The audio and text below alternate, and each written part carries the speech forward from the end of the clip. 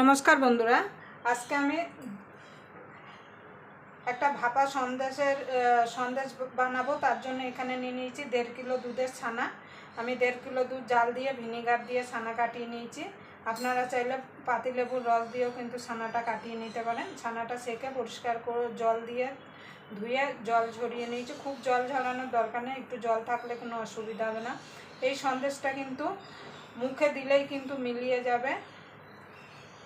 ছোট থেকে বড় সকলেই কিন্তু পছন্দ করবে। সামনেই তো জামাই ষষ্ঠী, এই জামাই ষষ্ঠীতে কিন্তু আপনারা এই সন্দেশটা বানিয়ে জামাইকে দিতে পারেন। আমি কিভাবে এই সন্দেশটা বানাই তার জন্য আপনারা পুরো ভিডিওটা দেখবেন, আশা করি আপনাদের ভালো লাগবে।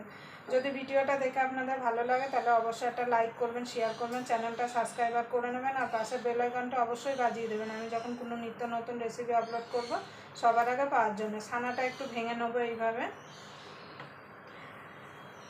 আমি আর ছানা কাটাটা দেখালাম না, কেন আমার চ্যানেলে অলরেডি ছানা কাটার ভিডিও দেওয়া আছে, আপনারা চাইলে গিয়ে দেখে আসতে পারেন। এবার ছানাটাকে একটু ভেঙে নেবো এইভাবে। মানে এই যে দুই একটা যে গুটলি গুটলি, আর ছানাটা কিন্তু যত সফট হবে তত কিন্তু যে কোনো মিষ্টি কিন্তু দারুণ হবে, খেতেও কিন্তু ভালো লাগবে।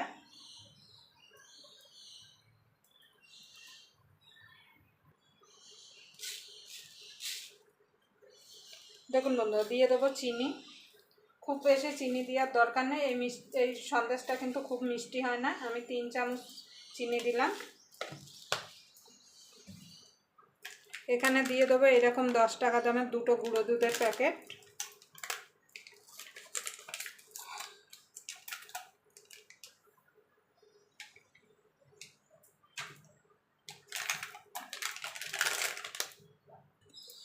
দেখুন বন্ধুরা, দিয়ে দেবো সামান্য একটুখানি এলাচ গুঁড়ো।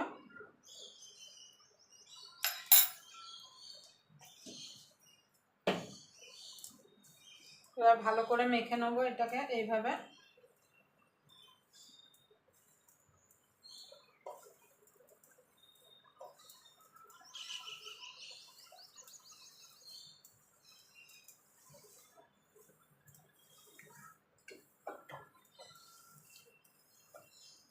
যখন দেখবেন মাখা হয়ে যাবে থালা থেকে আপনিই কিন্তু উঠে আসবে। দেখুন বন্ধুরা, মাখা হয়ে গেছে।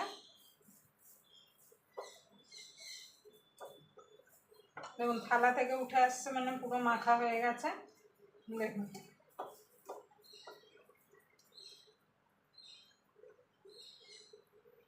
দেখুন বন্ধু, এরকম একটা কেক মোল নিয়ে নিয়েছি। এবার এর মধ্যে একটু ঘি মাখিয়ে নেবো।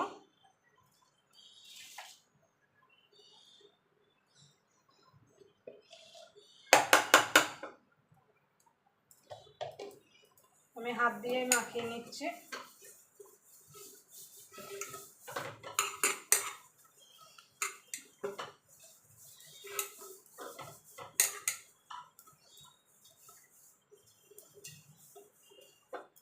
এবার এরকম একটা বাটার পেপার নিয়ে নিয়েছি, এবার এটা বসিয়ে দেবো। আপনারা বাটার পেপার ছাড়াও কিন্তু এই সন্দেশটা ভাপিয়ে নিতে পারেন।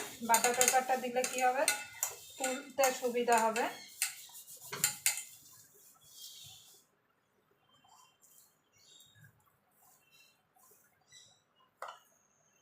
এবার ভালো করে এইভাবে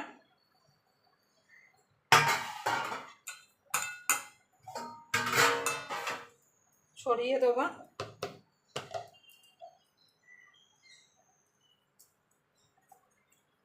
একটা চামচ দিয়ে এইভাবে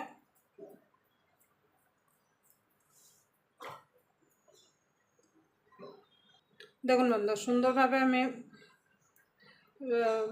মানে সন্দেশটা ছড়িয়ে নিয়েছি। এবার আমি জল বসিয়ে দেবো সন্দেশটা ভাপানোর জন্য।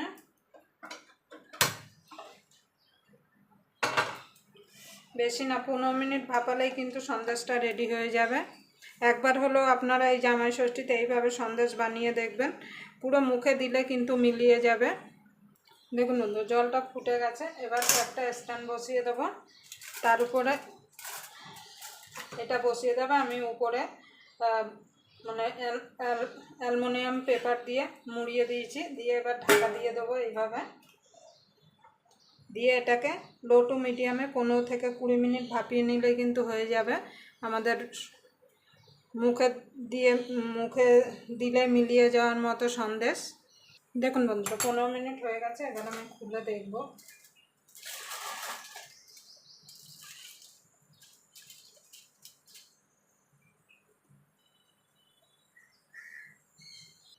দেখুন বন্ধুরা হয়ে গেছে, দেখুন সাইড দিয়ে ছেড়ে দিয়েছে, আর দেখুন হাত দিলে দেখুন এই দেখুন। এবার এটাকে আমি ঠান্ডা হতে দেবো।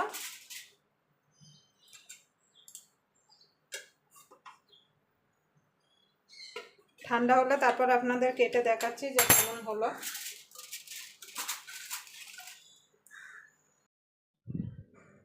দেখুন বন্ধুরা ঠান্ডা হয়ে গেছে, দেখুন এবার আমি এটাকে কাটবো।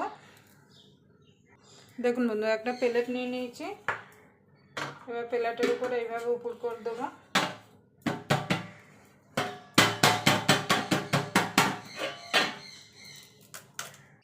দেখুন বন্ধুরা এবারে বাটার পেপারটা তুলে দেবো।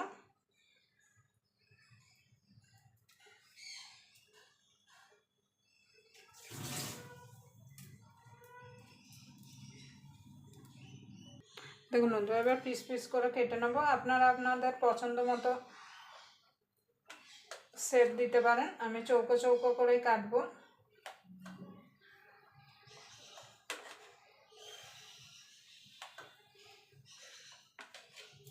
এবার থালাটা ঘুরিয়ে আবার এইভাবে কেটে নেব।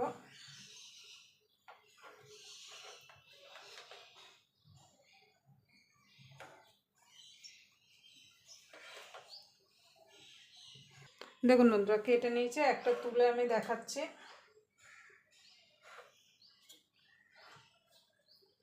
দেখুন